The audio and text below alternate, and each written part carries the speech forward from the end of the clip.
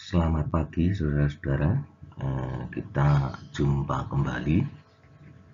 Assalamualaikum warahmatullahi wabarakatuh.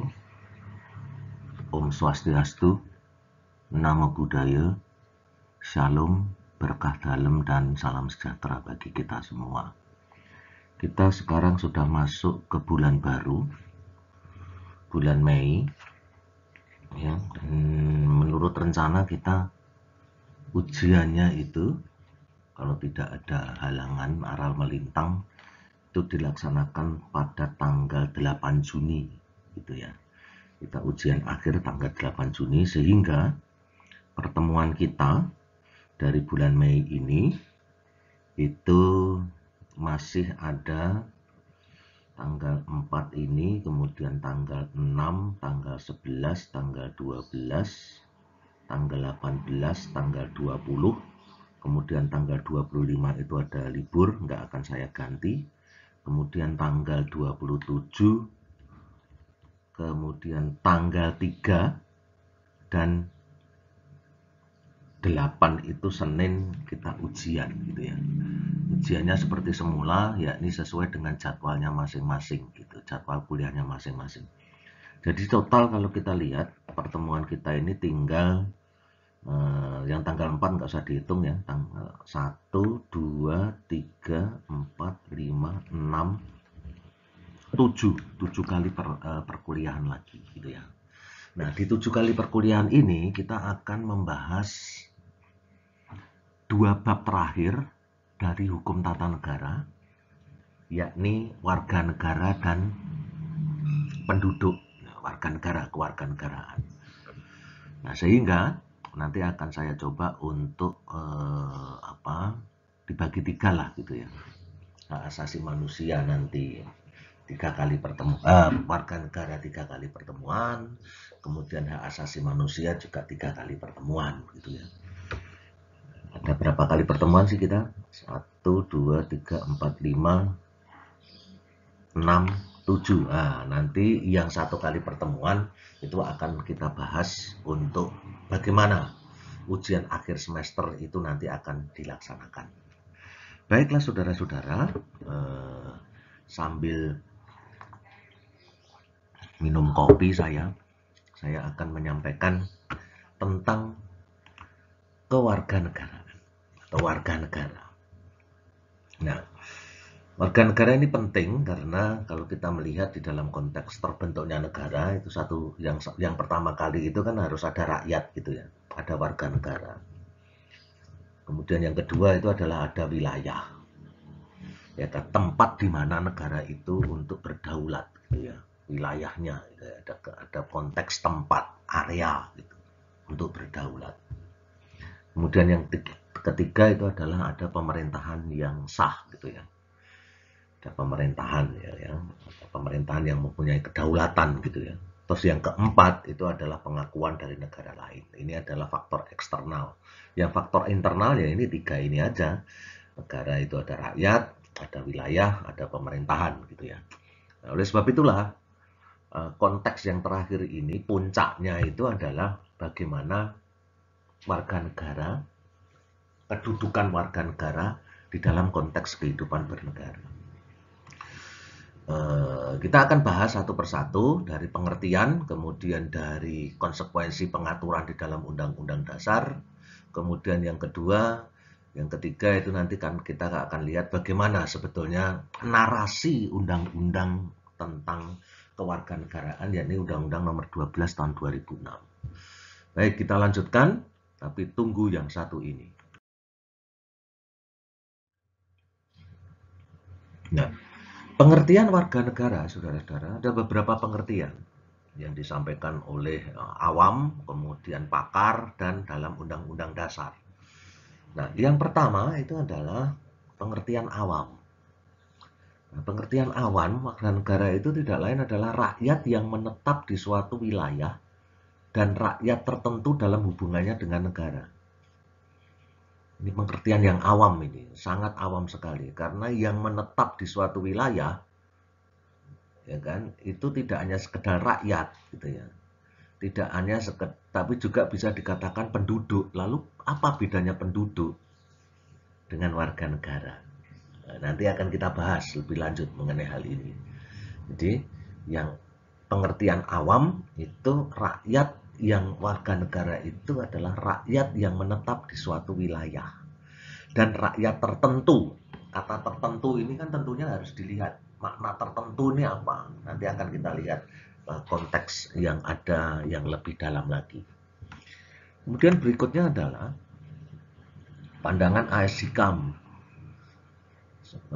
Ini peneliti dari Lembaga Ilmu Pengetahuan Indonesia LIPI gitu ya. Beliau mempunyai disertasi tentang civil society di Indonesia gitu loh, perkembangan civil society di Indonesia. Nah, Profesor A.S. Hikam menyatakan bahwa warga negara merupakan terjemahan dari citizenship, yaitu anggota dari sebuah komunitas yang membentuk negara itu sendiri. Anggota sebuah komunitas yang membentuk negara itu sendiri. Artinya, negara itu dibentuk oleh warga negara atau orang-orang yang berkumpul mengintegrasikan diri dalam konteks komunitas. Dengan demikian maka Profesor A.S. Hikam ini entah sadar atau tidak, mudah-mudahan karena ini adalah konsep yang dikembangkan oleh Jean-Jacques Rousseau, yang mengatakan bahwa negara itu terbentuk karena adanya kontrak sosial. Jadi kontrak-kontrak atau perjanjian kehidupan bersama yang dilakukan oleh individu-individu dalam sebuah komunitas yang besar dan kemudian menciptakan sebuah organisasi kekuasaan. Dengan demikian, pandangan dari Prof. A.S. Hikam ini sudah mengarah kepada warga negara dalam perspektif hukum gitu ya. Karena ada kaitannya dengan membentuk negara itu sendiri. Bagaimana cara membentuk negara?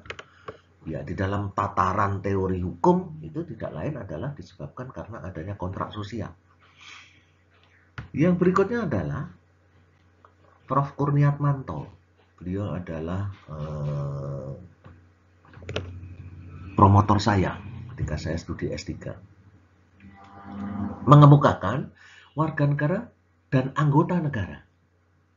Beliau mempergunakan kata warga negara dan anggota negara.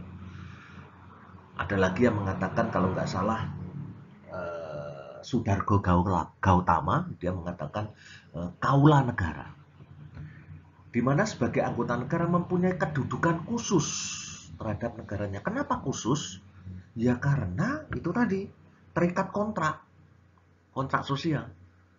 Sehingga ia mempunyai hubungan hak dan kewajiban yang bersifat timbal balik dengan negaranya.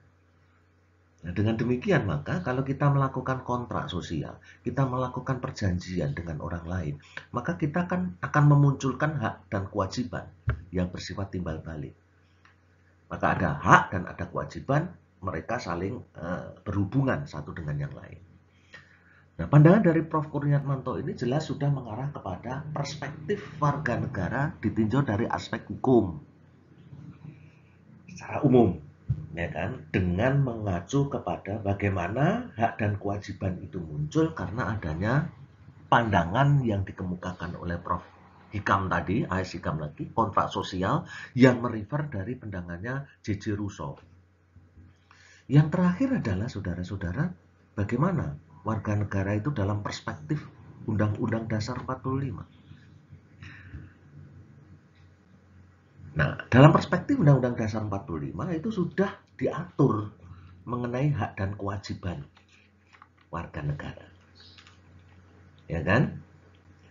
Pasal 26 itu berkaitan dengan siapa yang dimaksud dengan warga negara itu. Dan bagaimana pengaturannya berkaitan dengan juga penduduk gitu ya.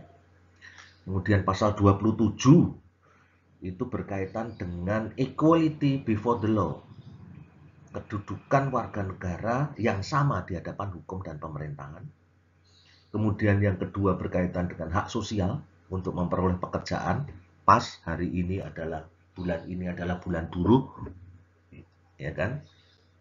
bulan buruh, May Day gitu ya. Kemudian yang berikutnya adalah berkaitan dengan pembelaan negara. Jadi kalau kita lihat pasal 27, sementara itu pasal 28 itu adalah berkaitan dengan kebebasan berserikat dan berkumpul, menyampaikan pendapat. Itu juga dimasukkan di dalam konstruksi warga negara karena apa? Karena berkaitan dengan bab 10 warga negara dan penduduk. Kemudian pasal 29 itu berkaitan dengan agama dan keyakinan.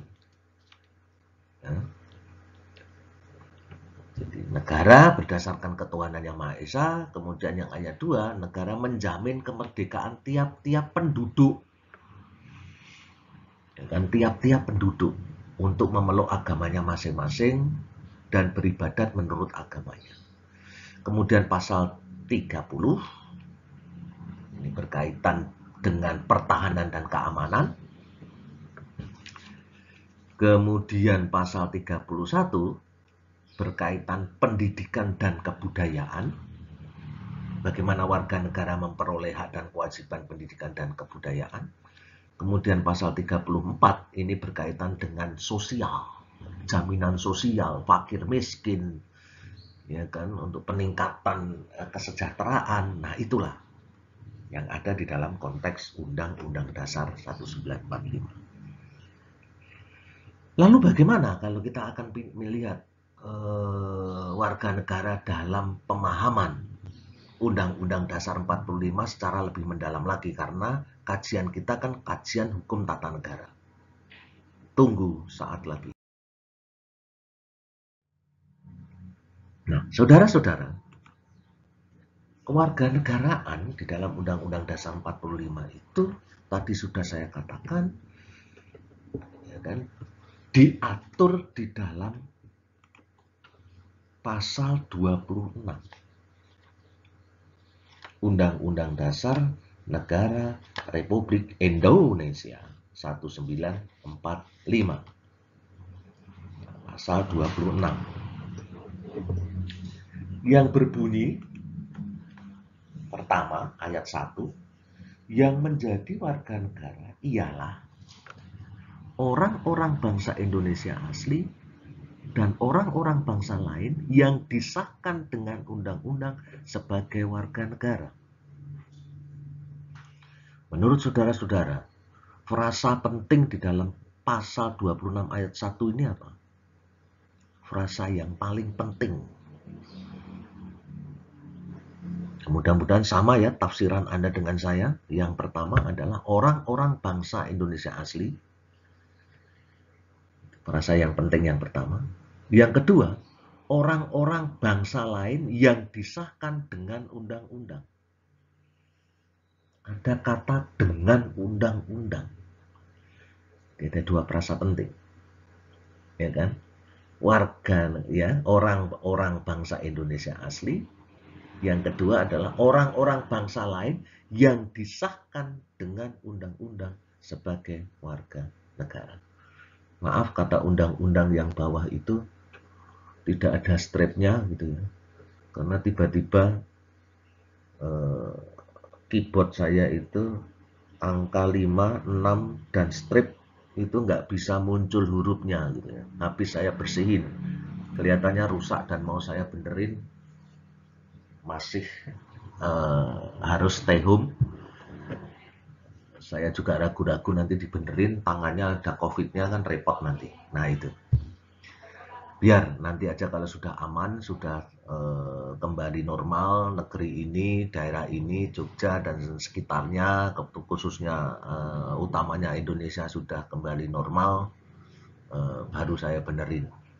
Tapi kita nggak tahu kapan ini normalnya, karena terus terang aja kondisi semacam ini tidak ada kepastian gitu ya, tidak ada kepastian. Kita berdoa aja. Yang ayat 2 adalah menunjuk sekarang penduduk ialah warga negara Indonesia dan orang asing yang bertempat tinggal di Indonesia.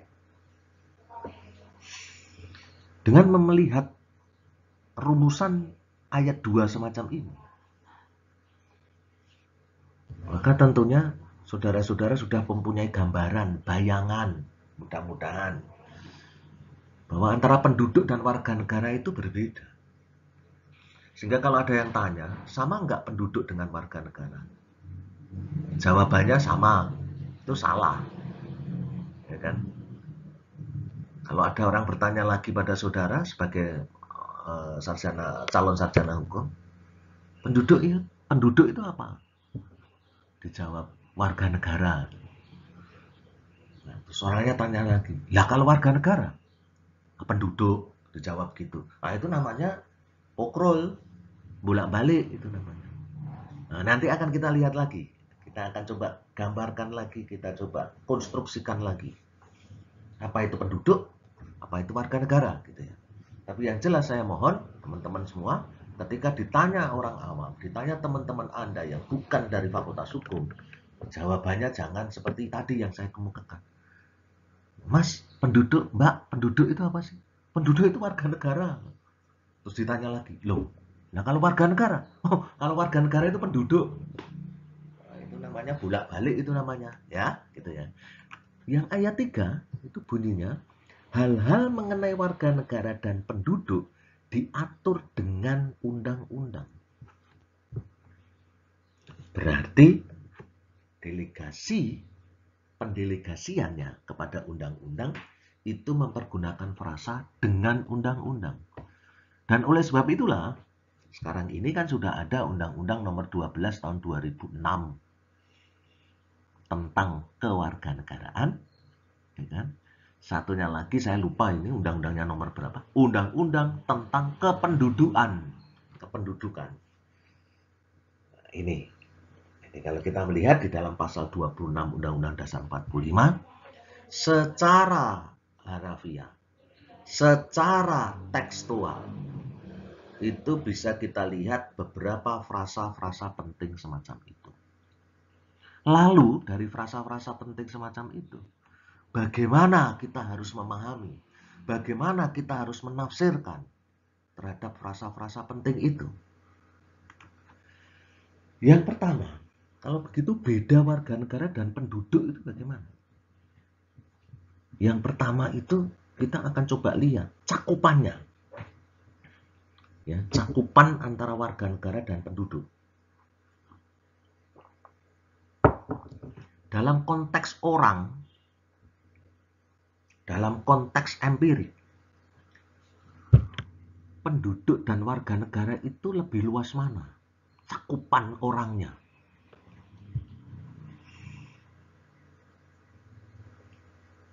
Sekali lagi, penduduk dan warga negara itu cakupan luasnya itu lebih luas mana? Lihat pasal 26 ayat 2. Penduduk ialah warga negara Indonesia dan orang asing yang bertempat tinggal di Indonesia. Kalau demikian, maka penduduk itu kolaborasi, kesatuan antara warga negara dan orang asing. Berarti penduduk lebih luas daripada warga negara.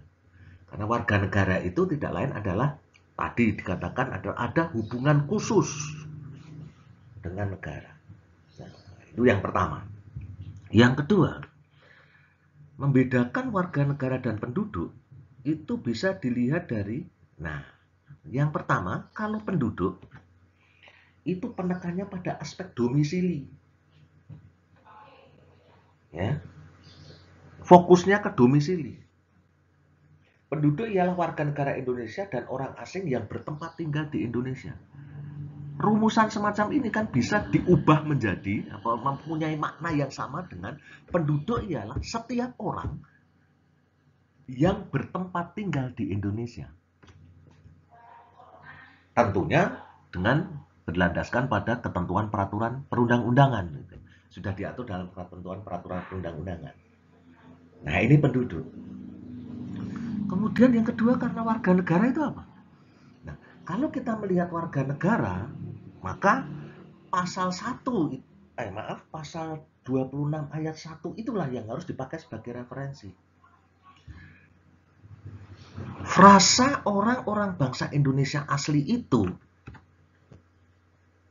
dalam konteks abstrak, keaslian itu harus ditinjau dari aspek sikap. Orang yang menganggap dirinya itu asli, itu paling tidak harus ada sikap dalam konteks abstrak loh ini. Dalam konteks filosofis loh ini. Sikap yang bagaimana? Sikap yang mencintai konstitusi. Asli betul-betul dia mencintai konstitusi. Tidak KW, tidak lames, tidak hanya pura-pura gitu ya. Tapi genuine dia mencintai konstitusi. Kemudian yang kedua, asli dia mengakui pemerintahan yang sah. Ya kan? Tidak hanya semata basa-basi, tapi dia mengakui, asli muncul dari sikapnya. Yang ketiga, dia asli mengakui bahwa negara ini, negara Republik Indonesia, itu benar-benar merupakan satu-satunya tanah air. Ada sikap menganggap asli saya ini karena ini adalah satu tanah air, genuine tanah air saya. Nah, inilah saudara-saudara. Ini dari konstruksi filosofis yang abstrak.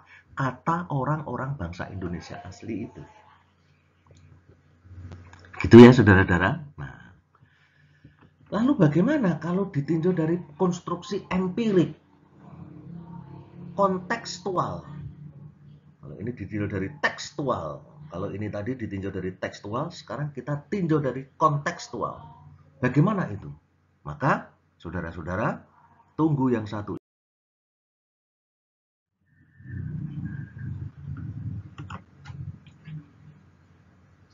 Kalau kita melihat pasal 26 ayat 1 tadi, ya, pasal 26 ayat 1 tadi, yang mengatakan begini, yang menjadi warga negara ialah orang-orang bangsa Indonesia asli dan orang-orang bangsa lain yang disahkan dengan undang-undang.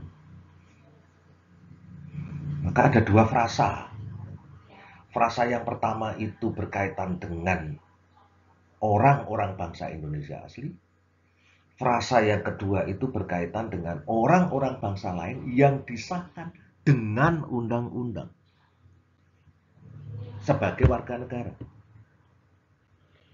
Berarti orang asing untuk disebut sebagai warga negara harus disahkan dengan undang-undang. Berarti kata-kata ini yang harus kita pergunakan. Nah, dengan demikian, kalau ini ditinjau dari perspektif empirik, kontekstualnya, maka menimbulkan dua persoalan. Saudara-saudara, ada dua persoalan. Yang pertama, permasalahan sosiologis, ya kan? Orang-orang bangsa Indonesia asli dan orang-orang bangsa lain menimbulkan persoalan sosiologis.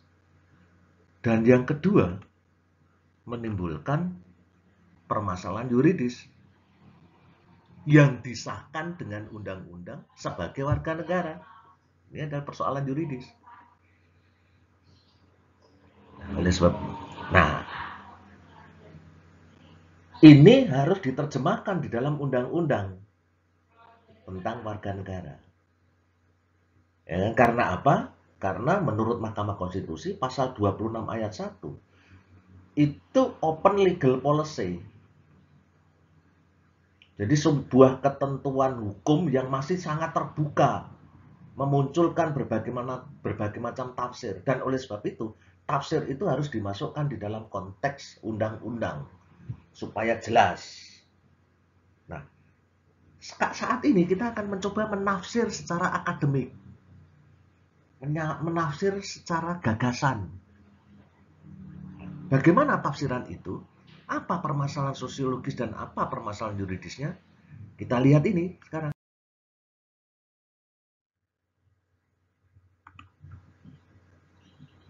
Permasalahan pasal 26 ayat 1 Undang-Undang Dasar 45 itu yang pertama, permasalahan sosiologis itu tidak lain adalah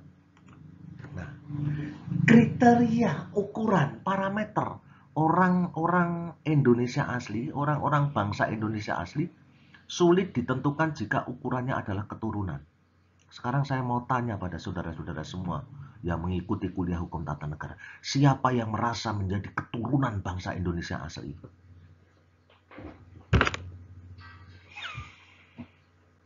Siapa di antara kita semua yang merupakan keturunan bangsa Indonesia asli?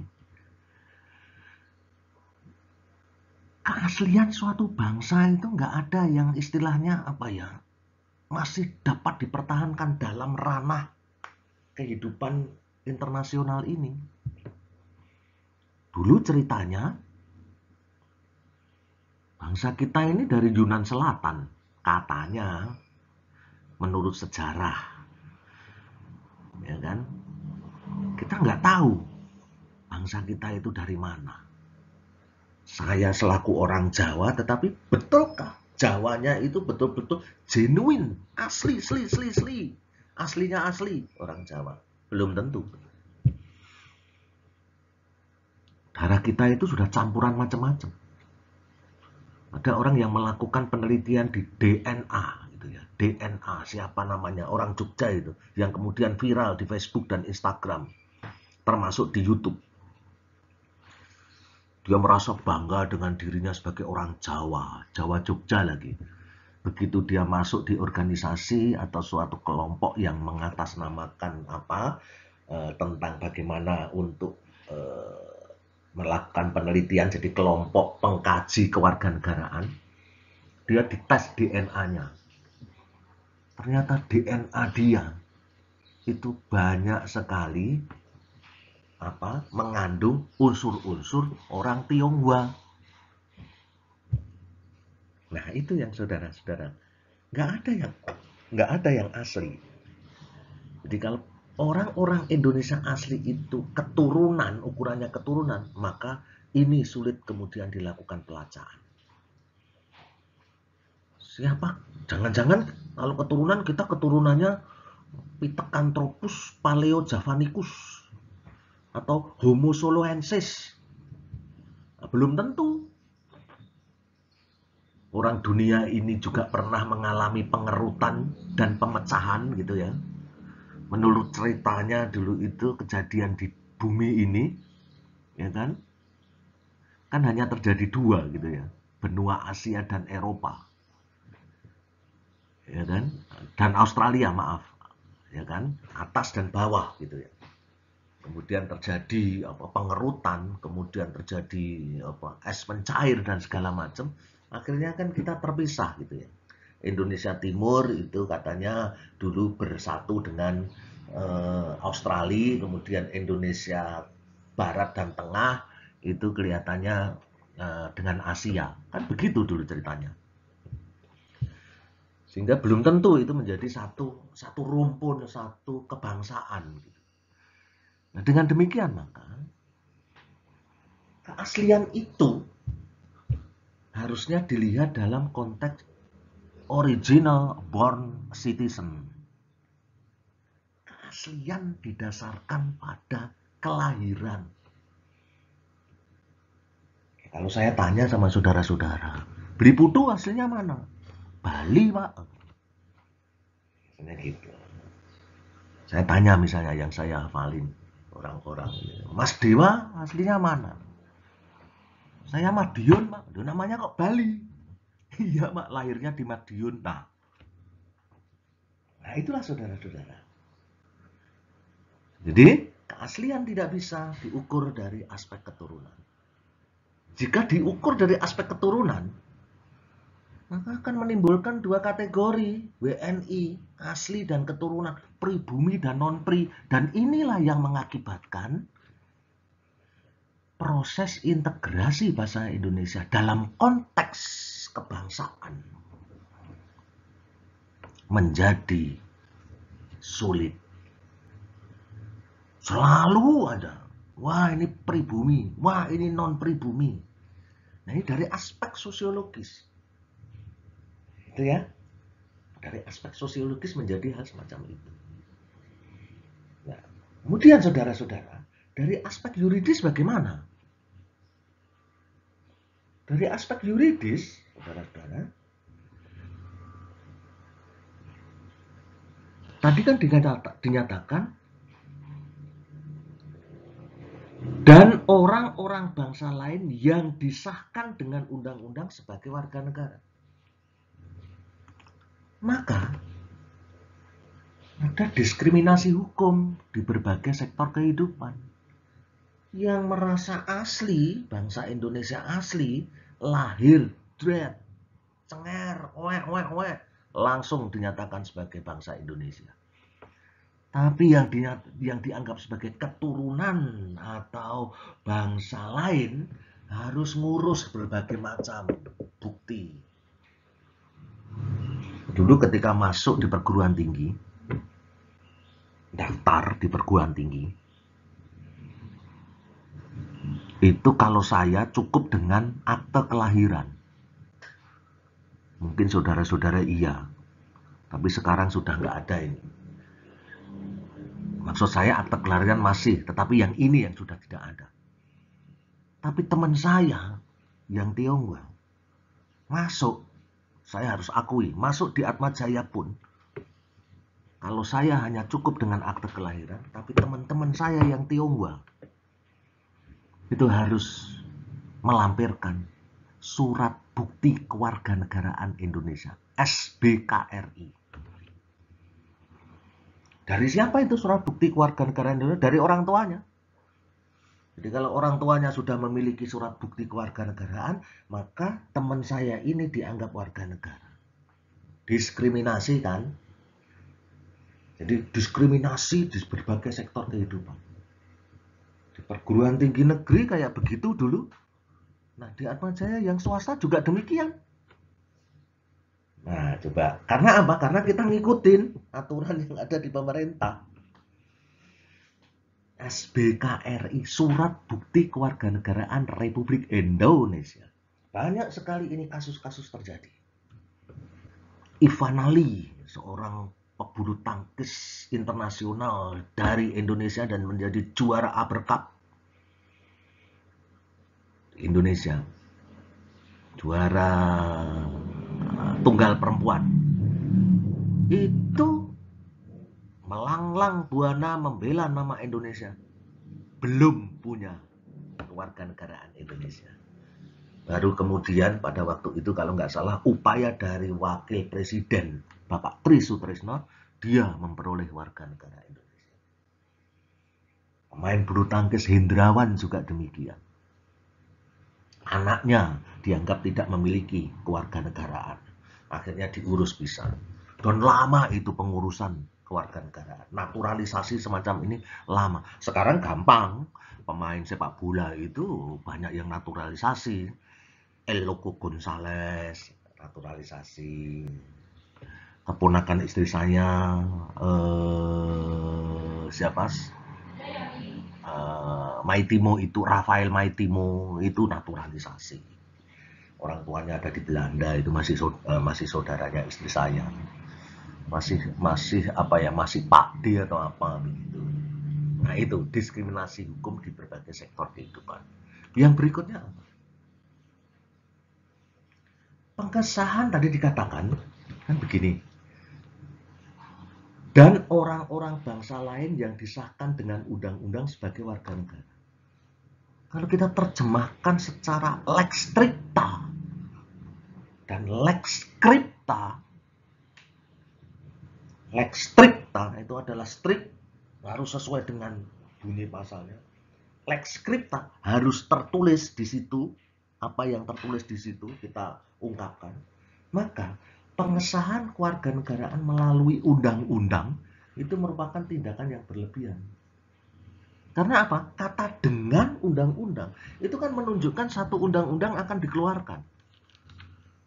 Sehingga nanti setiap orang yang mau melakukan pengesahan kewarganegaraan, DPR dan Presiden bersidang untuk mengesahkan, muncul undang-undang tentang pengesahan Eloko Gonzales menjadi warga negara Republik Indonesia.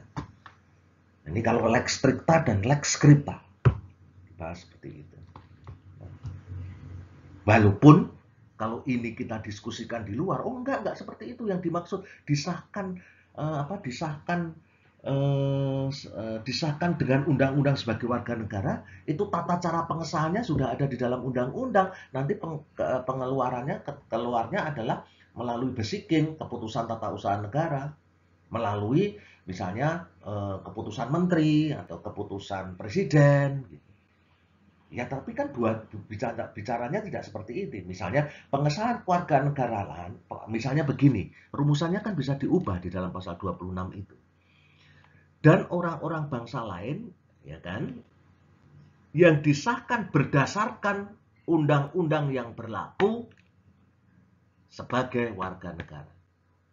Atau dan orang-orang bangsa lain yang disahkan sebagai warga negara berdasarkan peraturan perundang-undangan yang berlaku. Kan bisa seperti itu.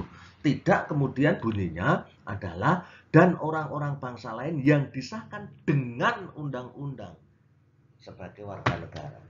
Berarti ada undang-undang tentang pengesahan seseorang warga asing menjadi warga negara Indonesia.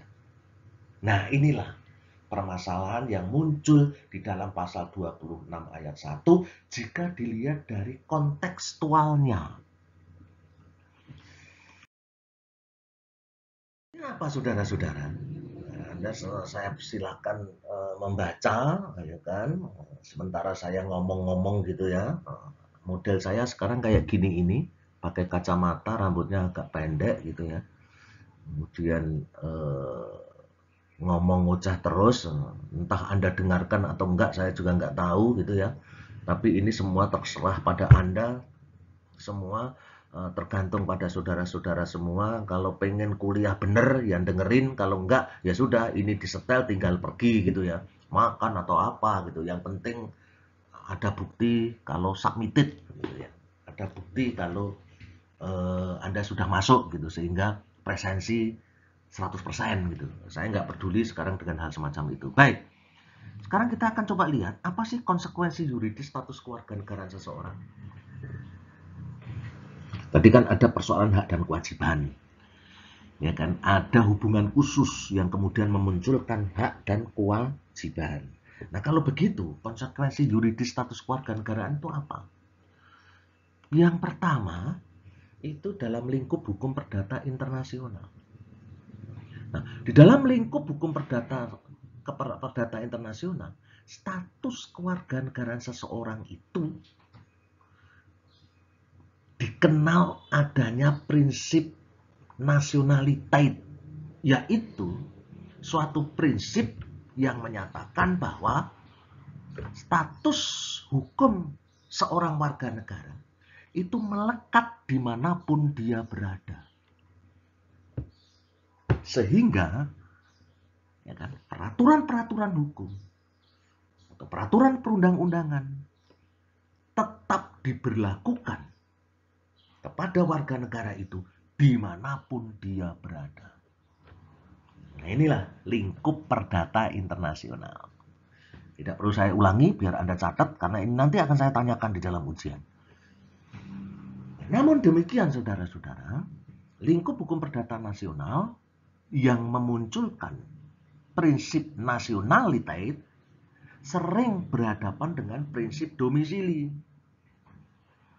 Artinya, suatu prinsip yang menegaskan bahwa perbuatan hukum seseorang ditentukan oleh hukum di mana perbuatan itu dilakukan.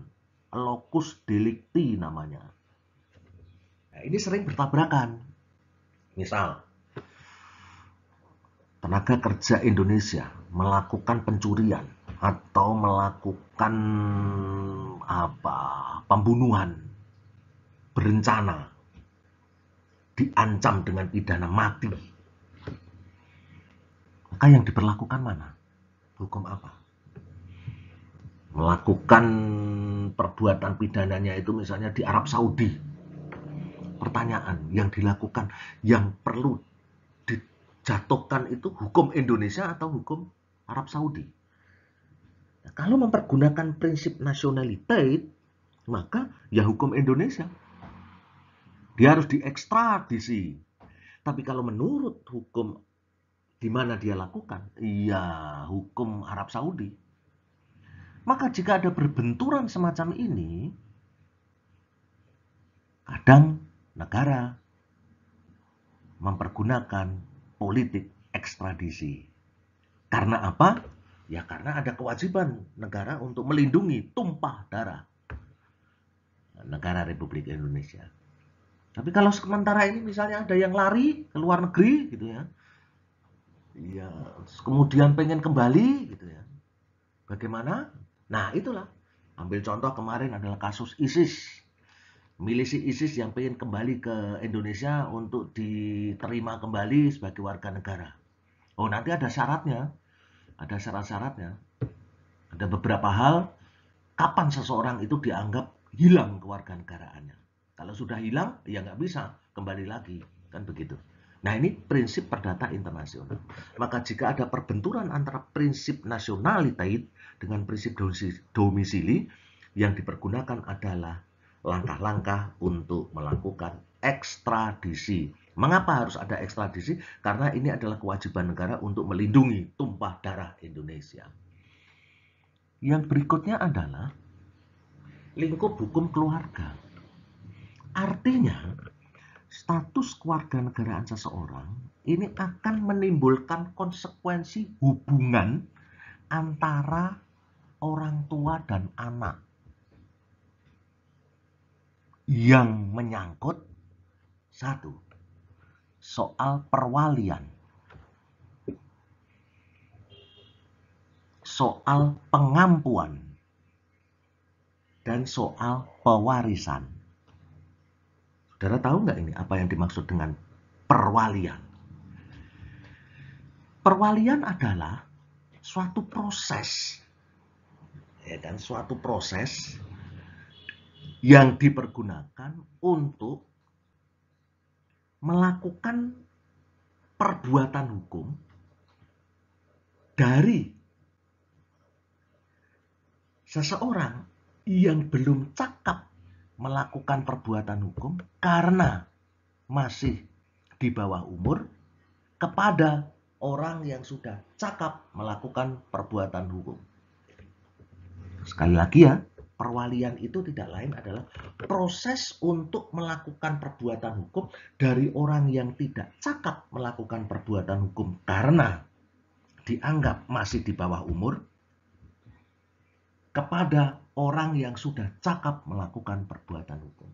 Misalnya begini.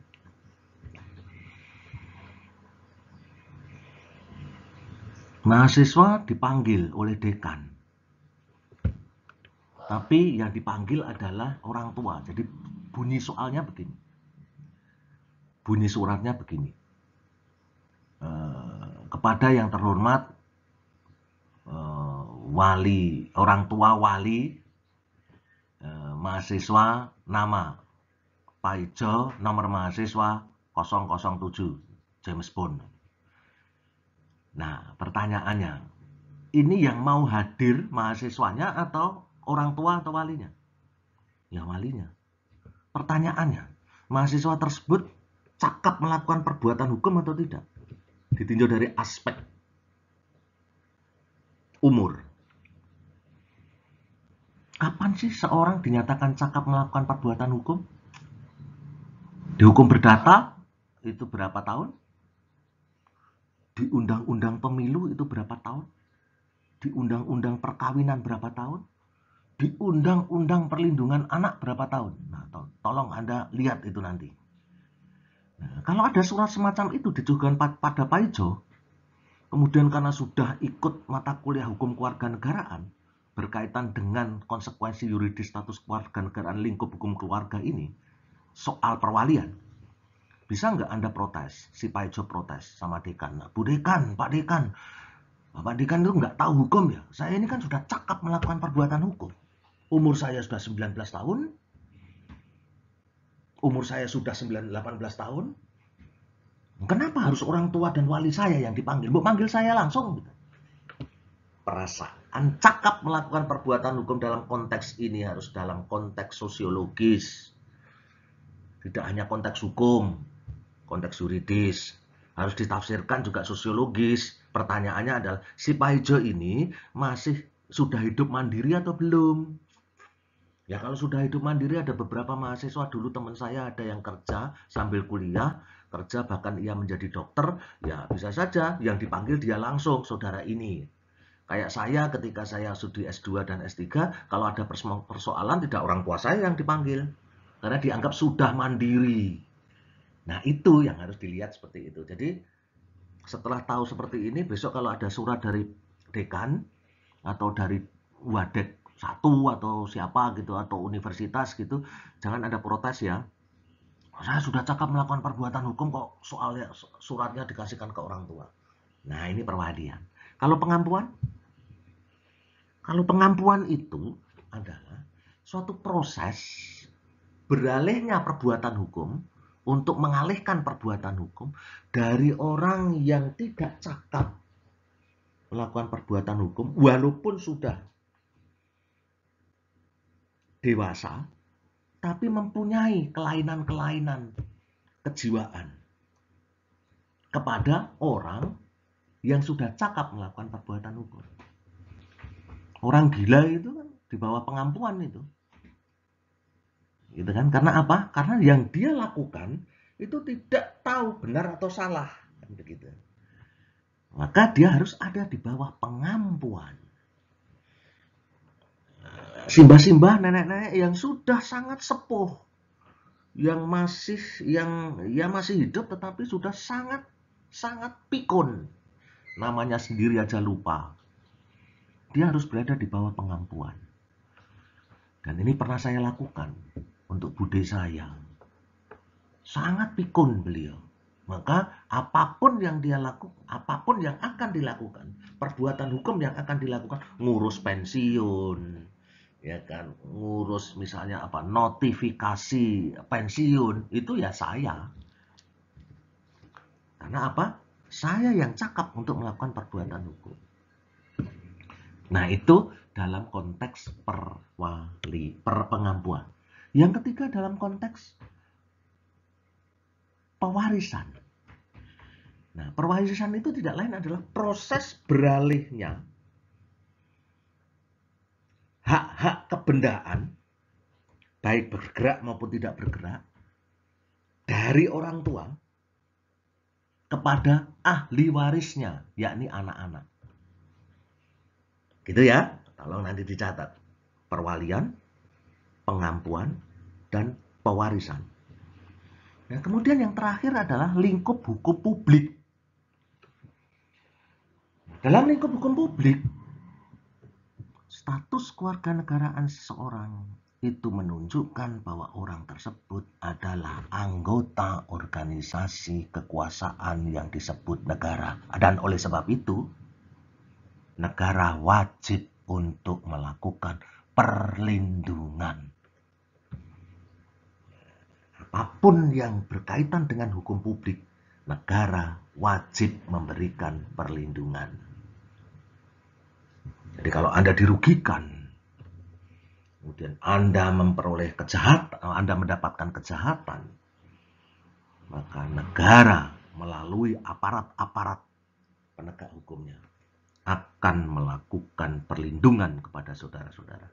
Jadi konsep lingkup hukum publik itu menunjukkan bahwa seseorang warga negara itu tidak lain adalah anggota organisasi kekuasaan yang disebut negara.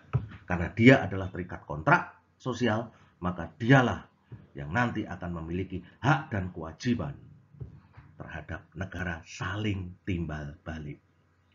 Demikianlah saudara-saudara, kuliah pendahuluan warga negara. Sampaikan, jadilah warga negara yang baik. Ya kan? Untuk menjadi warga negara yang baik, tidak perlu jauh-jauh. Jadilah mahasiswa yang baik. Bertanggung jawab terhadap diri sendiri. Bertanggung jawab terhadap perkembangan masa depan. Dan bertanggung jawab kepada masyarakat dan lingkungan. Termasuk kepada orang tua. Demikianlah saudara-saudara. Apa yang sudah saya sampaikan, tolong dicatat. Tidak ada tugas, tetapi Anda catat. Termasuk nanti kalau di dalam deskripsi perkuliahan ini ada pertanyaan-pertanyaan, Anda jawab. Sekali lagi, jangan dikirim diupload di situs kuliah. Kemarin saya melihat masih ada yang mengupload 2 anak di kelas A1, di kelas B1. Dan saya tegaskan, kendati Anda upload, tidak berpengaruh apa-apa terhadap nilai. Rugi kan? Ya kan? Maka semua pertanyaan yang sudah ada itu besok diupload sebagai tugas akhir. Bersama-sama dengan waktu ujian. Itu ya. Itu pun juga nanti akan kita lihat apakah cukup enggak ini. Saya khawatirnya begitu Anda upload enggak cukup ini situs kuliah ini kekuatan datanya. Kalau enggak cukup ya enggak usah. Ya kan? Jadi Anda pakai untuk belajar aja gitu ya. Nanti kita lihat. Terus bagaimana dengan tugasnya, Pak? Nah, tugasnya nanti gampang. Akan saya kasih beberapa persoalan, nanti Anda jawab gitu ya. Tugasnya pas ujian akhir.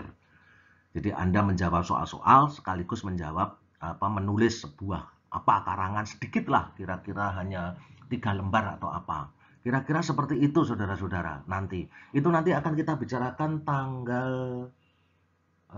Juni ya, Juni tanggal 3 lah. Ya, tanggal 3 itu sebelum ujian kita akan bicarakan mengenai bagaimana mekanisme ujian yang akan datang. Tapi perlu diingat, Anda ujian baik mid semester maupun akhir semester, UTS maupun UAS, itu kalau ada yang menjawab dengan melakukan copy paste lewat Google, saya salahkan. Yang dipergunakan ukurannya adalah apa yang sudah saya sampaikan di perkuliahan ini. Maka Anda harus catat karena apa? Karena Anda bisa lihat sekarang. Ada beberapa YouTube saya yang sudah tidak bisa Anda buka. Walaupun masih ada. Karena saya ganti ke privasi. Ya kan? Besok kalau sudah ujian selesai, mau saya buka itu. Semuanya saya buka, saya publish gitu ya. Semuanya yang sudah Anda kuliah begitu, kemudian saya tutup. Ya kan? Saya pakai di channel studio saya. Waduh, saya punya studio YouTube. Itu sudah saya setel untuk tidak dipublish.